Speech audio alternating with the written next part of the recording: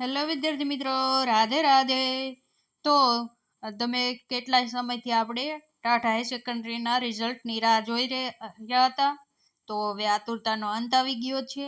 આજે તમારું રિઝલ્ટ આવી ગયું છે અને તમારું કટ ઓફ છે તે 70 રાખવામાં આવ્યું છે. એટલે કે જે મિત્રોને 70+ માર્ક છે કે 70 છે એ બધાને મેન્સ દેવા મળશે. અને તમારી મેન્સની તારીખ પણ આવી ગઈ છે. 19/7/2026 દિવસે તમારી મેન્સ હશે.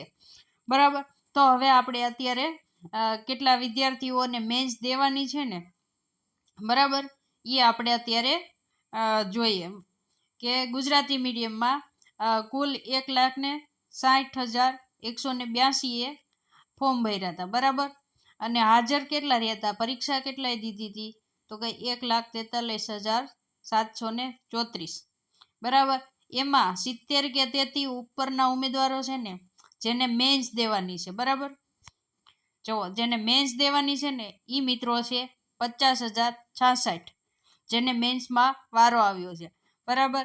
પછી 80 કે તેથી વધુ ગુણ મેળવનારા તો કે 33,330. કેવો સરસ આંકડો આપેલો, જો બધા 3 3 3. બરાબર.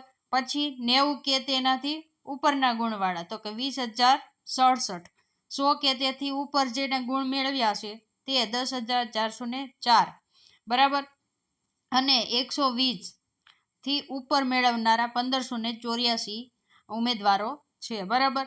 અંગ્રેજી માધ્યમમાં તો કે તમને આપેલું છે. બરાબર. 4150 નોંધાયા હતા, એમાંથી હાજર એટલે કે એક્ઝામ દેવા ગયા હતા 3296.